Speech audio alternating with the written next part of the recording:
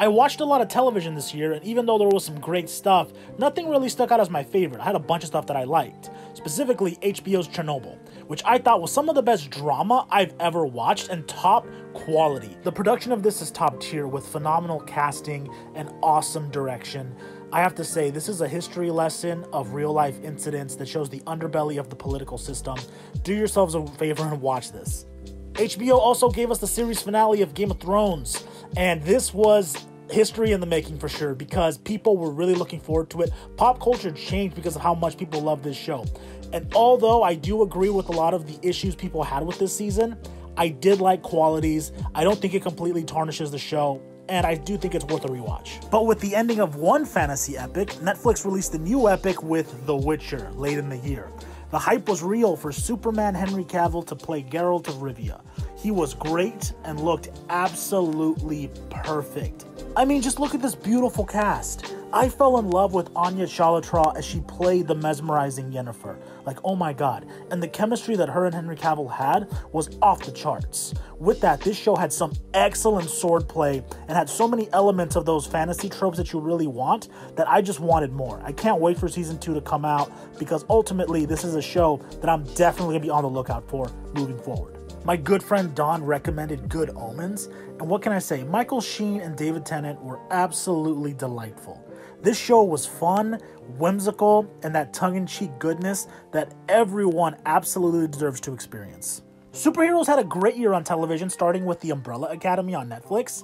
Really, I love this show because Nathan from Misfits has his comeback, and besides that, it's a great family story of a dysfunctional superhero team and the quirky things that happen. Gerard Way's story really came into acclaim, and I'm happy that it has its own televised show.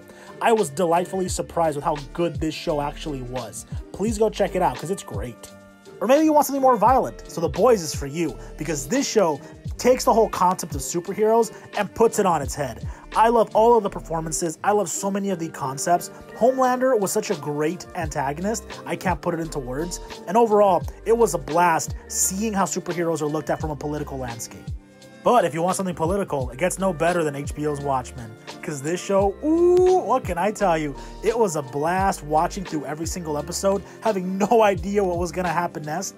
The way that it plays with your expectations is bizarre and so intense. Please go watch this. It is worth your time. But if I'm honest, Season 2 of The Punisher has to be my favorite superhero show of this year. The amount of heart and emotion John Bernthal puts into Frank Castle and his conflicts is endearing. It's bloody, it's funny, it's violent, it's impactful. The father-daughter bond that he creates with Georgia Wingham throughout the season had me in absolute joy and in absolute tears. I loved it so much for the ride that these two go through. It really hit my emotional heartstrings, and again, I feel people need to watch it to experience it. And then Disney Plus delivered the good old Star Wars content with The Mandalorian, which was so much more of a fun Western take on Star Wars that I've ever had before. And just this character, Pedro Pascal, really brings him to life. And I had so much fun watching throughout.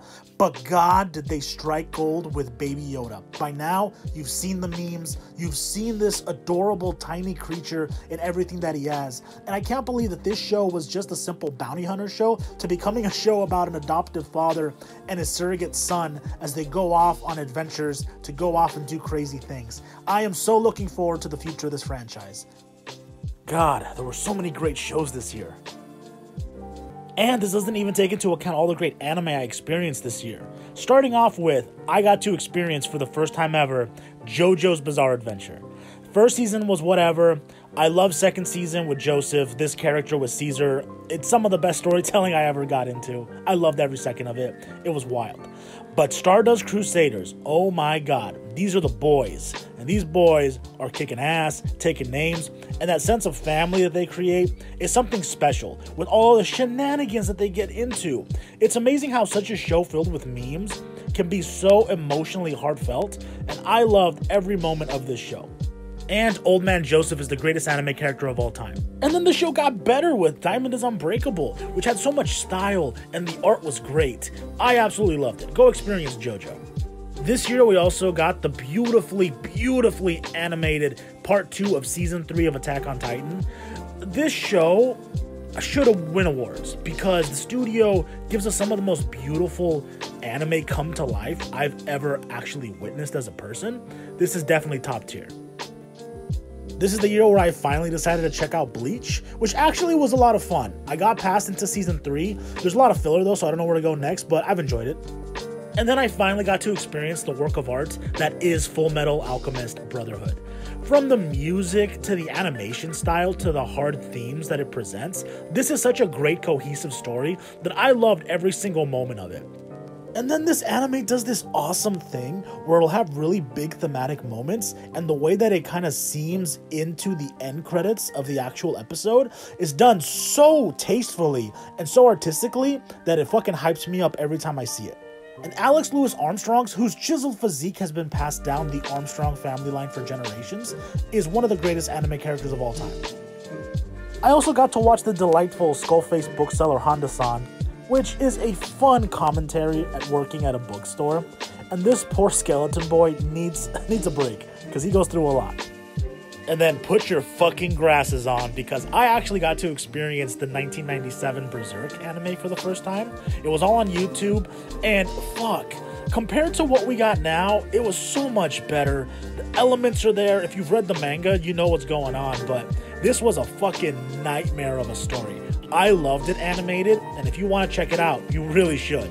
And then season 4 of My Hero Academia came out, and we got such amazing scenes with the unbreakable Kirishima kicking ass, and Tamaki being that ultimate sun eater. So inspirational, so great.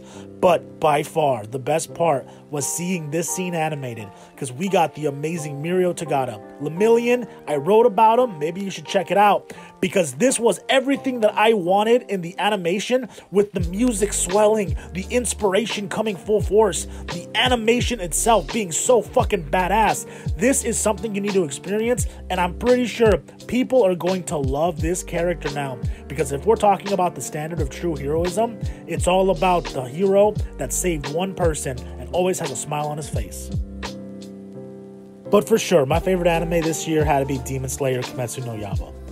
What can I say about this beautiful anime? This beautifully articulated, glorious... I haven't seen an anime this beautiful in a long time. From the choices that they make to the designs of the actual fight scenes. Everything about it just is so fluid, it's so heartfelt, and that's the main also appeal to it. It's a story about heart, a story about family, and it's such a heartwarming, heartbreaking story at its core between two siblings, Nezuko and Tanjiro. And I loved so much of how it hits those emotional beats so well, creating that sense of newfound family in a terrible world. Such a great anime. Go check it out. It's wonderful.